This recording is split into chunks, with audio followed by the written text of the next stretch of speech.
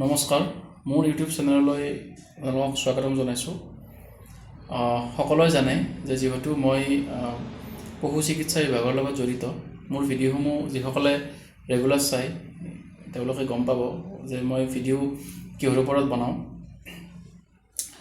আকৌ গতিকে যিসকলে পশু চিকিৎসা বিভাগৰ লগত জড়িত হ'ব খোজে বা আগ্ৰহী, চ' তেওঁলোকে মোৰ ভিডিঅ'সমূহ চালে অকণমান হ'লেও উপকৃত হ'ব বুলি মই ভাবোঁ।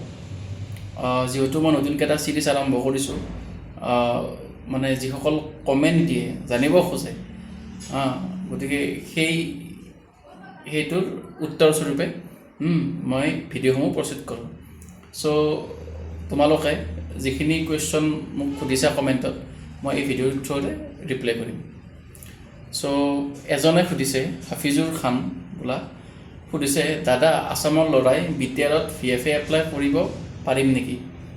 চোৱা, আছামৰ ল'ৰাই VFAত এপ্লাই কৰিব নোৱাৰে BTRত, কাৰণ BTR কাউন্সিল বেলেগ, আমাৰ এইটো কাউন্সিল বেলেগ। কিন্তু এই ক্ষেত্ৰত ছোৱালীখিনি পাৰিব পাৰে। কেনেকৈ? ছাপ'জ ছোৱালী বিয়া হ'ল তাত, চ' তাৰে মানে ৰেজিষ্টাৰ হ'ল, তাত ভোটাৰ আইডিবিলাক ৰেজিষ্টাৰ হ'ল, গতিকে এই ক্ষেত্ৰত পাৰিব পাৰে। আৰু ল'ৰাও চাগে পাৰিব পাৰে। কেনেকৈ? যদি ইয়াৰ পৰা তাত ট্ৰেন্সফাৰ লয়, লৈ কিনে তাতে থকা আৰম্ভ কৰে, মাটি বৃত্তি কিনি তাতে ভোটাৰ আইডিবিলাক হেৰি কৰে, তো তেনে ক্ষেত্ৰত হয়তো পাৰিব পাৰে। মই ইমান কনফাৰ্ম নহয়, কিন্তু নৰ্মেলি নোৱাৰে। ঠিক আছে। নিবিড় কলিতাই সুধিছে, চিলেবাছটো কৈ দিয়কচোন দাদা। চিলেবাছটো কি ক'ম? চিলেবাছটো মই যেতিয়া ভিডিঅ' বনাওঁ ইয়াতে, মই চিলেবাছটো কৈ আছোঁ। চ' আগতেও কৈছোঁ চিলেবাছ কি লাগে। মোৰ আগৰ ভিডিঅ'সমূহ যদি চোৱা গম পাবা যে চিলেবাছটো কি। নৰ্মেল চিলেবাছ একদম। এইটো চিলেবাছ আছাম গভৰ্ণমেণ্টৰ এক্সামৰ কাৰণে একেই পেটাৰ্ণ। নৰ্মেল এতিয়া ছাপ'জ ভেটেনাৰী যিহেতু লাগিব, বায়'লজিটো লাগিবই, PCBটো লাগিবই, ফিজিক্স কেমেষ্ট্ৰি বায়'লজিটো লাগিবই, বায়'লজিৰ জুলজিটো লাগিব। তাৰপিছত আকৌ জেনেৰেল নলেজবিলাক লাগিব, আছাম হিষ্টৰী, ইণ্ডিয়ান হিষ্টৰী, চ' গতিকে ৱৰ্ল্ড হিষ্টৰীও অকণমান লাগিব, ইমান নালাগে। এইবিলাক লাগিব। ৰিটেনত এইবিলাক হেৰি কৰিব। এতিয়া ৰিটেন হয়নে নহয় চাওক। এতিয়া এডমিনিষ্ট্ৰেশ্যনৰ কথা এডমিনিষ্ট্ৰেশ্যনে ভালকৈ জানিব। প্ৰথম কথা, মই কোনো এডমিনিষ্ট্ৰেশ্যনৰ লগত জড়িত নহয়। মই যিখিনি মোৰ অভিজ্ঞতা, যিখিনি নলেজ আছে তাৰ ওপৰত বেছ কৰি মই ভিডিঅ' বনাওঁ। গতিকে এতিয়া যিটো মই আনুমানিক কৰিছোঁ, মানে ৰিটেনটোতো যোৱাবাৰতে হ'ব লাগিছিল, নহ'ল। এইবাৰটোতো একদম হোৱাৰ কথাই আছিল। চ' এতিয়াতো ডাইৰেক্ট আপুনি নহওঁ বুলিও ক'ব নোৱাৰে, একদম হওঁ বুলিও ক'ব নোৱাৰোঁ। কাৰণ এইটো এডমিনিষ্ট্ৰেশ্যনৰ কথা পটককৈ আৰু মানে যি তেওঁলোকে ডিচিশ্যন লয় সেইটোৱে ল'ব। কিন্তু এটা কথা দেই, ছাপ'জ আমি যদি ভাবোঁ যে ৰিটেন হ'ব, সেইটো যদি ভাবি আমি প্ৰিপেয়াৰ কৰি থাকোঁ, বেছি লাভ হ'ব আমাৰ। গতিকে আমি যিটোত লাভ হয় সেইটো কৰাটো ভাল।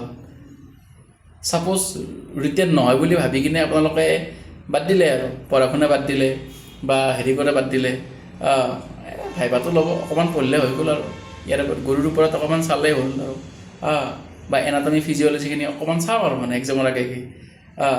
চ' বাকী চোৱা নাই, ধৰক জিকে চিকে চোৱা নাই, এইবিলাক যি আছে।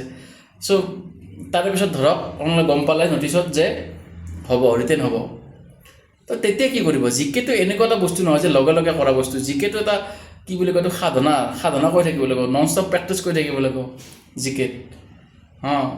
চ' যিবিলাক আমাৰ আছাম জিকে আছে, চ' ইণ্ডিয়ান জিকে আছে, ৱৰ্ল্ড জিকে আছে, চ' সেইবিলাক যদি, সেইটোতো অসম্ভৱ কথা না। সেইটো এক্সামৰ আগত কৰাটো একদম অসম্ভৱ, মই লিখি দিব পাৰিম। গতিকে যিটোত প্ৰফিট সেইটো কৰক। আপোনালোকে ভালকৈ পঢ়ক, জিকেখিনি কমপ্লিট কৰি ৰাখক দেই। বাকীবিলাক এনাটমি ফিজিঅ'লজি এইবিলাক ধৰক অলপ এক্সামৰ আগে কৰিলেও হৈ যায়। কিন্তু যদি জিকেখিনি প্ৰিপেয়াৰ কৰি নাথাকে নহ'ব কিন্তু। আৰু জিকেটো ভাইভাটো সুধিব, তেতিয়াতো কি কৰিব আপোনালোকে? গতিকে জিকেখিনি প্ৰেক্টিচ কৰি থাকক, বাকী পিছত দেখা যাব। চ' ঠিক আছে। আৰু এজনে সুধিছে, শালিনী 650 এক্সাম কেতিয়া হ'ব? এইটো চবেই সোধে এক্সাম কেতিয়া হ'ব এক্সাম এইটো বছৰ নহয় অহা বছৰত অকণমান আশা কৰিব এইটো বছৰ নহয় চ'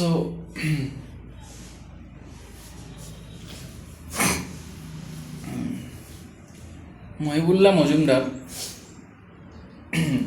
এখন কিবা হাঁহিব ধৰিছে দেখোন কিবা ৰস পালে মইতো কমেডি ভিডিঅ' নবনাওঁ কমেডি ভিডিঅ' বনালে বাৰু বেলেগ আছিল কমেডি ভিডিঅ' যিহেতু মই নবনাওঁ কি হাঁহিছে ৰিটেন নহয় এইবাৰ পেড হ'ব through' previous paid and after election Kapil Baruah নিশ্চয় কপিল বৰুৱা অকণমান জানা শুনা মানুহ চ' হয়তো এডমিনিষ্ট্ৰেশ্যনৰ লগত জড়িত চাগে গতিকে তেওঁ জানিব ভালকৈ সেইবিলাক কথা সেইকাৰণে ডাইৰেক্টলি ক'ব পাৰিছে কিন্তু আমি নোৱাৰোঁ ক'ব কাৰণ আমি এডমিনিষ্ট্ৰেশ্যনৰ লগত জড়িত নহয় গতিকে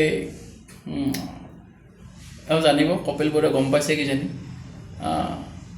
গতিকে ডাইৰেক্টলি ক'ব পাৰিছে ডাইৰেক্টলি কোনে ক'ব পাৰিব যোনে এডমিনিষ্ট্ৰেশ্যনৰ লগত জড়িত তো মইতো এডমিনিষ্ট্ৰেশ্যনৰ লগত জড়িত নহয় কি ক'ম আৰু মানে চ' এইখিনি আছিল কমেণ্ট দাদা চিলেবাছটো PCB হ'ব নেকি একজেক্টলি PCB হ'ব একজেক্টলি এটা কৈছে ভূ ভেটেনাৰী তেওঁ ঠিকেই কৈছে only chemistry biology and general biology মানে কি জুলজিখিনি চালে হ'ল এণ্ড জেনেৰেল নলেজ চালে হৈ যাব চাফিচিয়েণ্ট এইখিনিয়ে আৰু বেলেগ নালাগে কিন্তু জেনেৰেল নলেজ বুলি কওঁতে আকৌ বহুতখিনি পৰে তো প্ৰব্লেম তাতেই বহুতখিনি পৰি যায় মানে হিষ্টৰী চাব লাগিল জিঅ'গ্ৰাফি চাব লাগিল পলিটি চাব লাগিল তো এইখিনিৰ কাৰণে বহুত পঢ়িব লাগে মই বেটাৰ আছাম ইয়াৰ বুকখন কিনি ল'ব আৰু লুচেনখন যদি নিকিনেও আৰিয়ান্তৰ এখন পায় সেইখন কিনি ল'ব লুচেনখন অকণমান ফাষ্ট হয় বহুত আছে তাত চ' মোৰ আছিল মই লগৰ এজনক দিলোঁ এতিয়া সেইখন বহুত বেছি আছে তাত এখন পঢ়িবও দিগদাৰ মানে বহুত বেছি থকাটো দুখন পায় লুচেণ্টৰ অবজেক্টিভ এণ্ড ছাবজেক্টিভ চ' যদি আপোনালোকে আনে লুচেণ্টখন অবজেক্টিভখন আনিব পাৰে আৰু যদি নহয় আৰিয়ান্তৰ আছে সেইবিলাক আনিব পাৰে চ' এইখিনিয়ে আৰু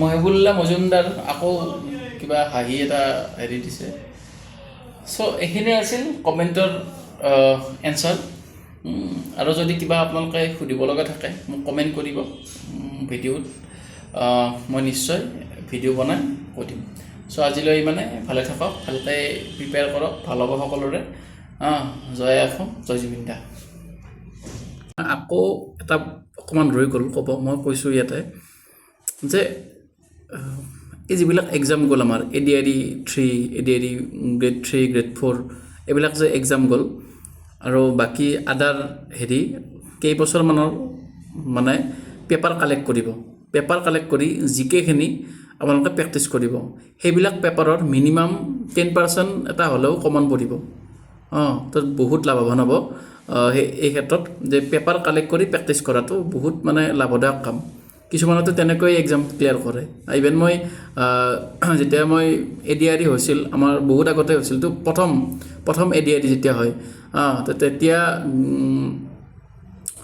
গ্ৰেড 3ত মই দিছিলোঁ চ' সেইটোত মই কি হ'ল সেইবিলাক প্ৰেক্টিছ কৰিছিলোঁ সেইবিলাক প্ৰেক্টিছ কৰি কিন্তু মই মানে পাছ কৰিছিলোঁ আকৌ অকণমান বাৰু পঢ়িছিলোঁ এক্সট্ৰাকৈ কিন্তু সেইবিলাক কমন পৰে চ' মই ভাবোঁ যে আপোনালোকেও এই ক্ষেত্ৰত লাভৱান হ'ব আৰ্টছৰ ষ্টুডেণ্টখিনি মই ভেটেনেৰী অকল কোৱা নাই বাকী আদাৰ এক্সাম কৈছোঁ যিহেতু আৰ্টছৰখিনিয়ে অকণমান মেথছ আৰু ৰিজনিঙত দুৰ্বল গতিকে সেইখিনি তোমালোকে এটা কাম কৰিব পাৰিবা যিখিনি আদাৰ ষ্টুডেণ্ট আছে মানে ছায়েন্স নোলোৱা আৰ্টছৰখিনি তোমালোকে সেইবিলাক প্ৰেক্টিছ কৰিলেও মেথছটো ক্লিয়াৰ হৈ যাব মেথছ আৰু ৰিজনিংটো কাৰণ এইটোত বহুত অকণমান টান পায় যাৰ কাৰণে মানে তেওঁলোক এক্সামটো ডিছকুৱালিফাই হয় চ' সেই তেনেকৈ যদি আগৰ এক্সামৰ পেপাৰবিলাক যদি কালেক্ট কৰি প্ৰেক্টিছ কৰা আৰম্ভ কৰি দিয়ে মেথছ ৰিজনিংখিনি আকৌ মানে নতুনকৈও চাব লাগিব কিন্তু সেইবিলাকো প্ৰেক্টিছ কৰিলে মিনিমাম 10% বা 20% এটা আহি যাব আপোনালোকৰ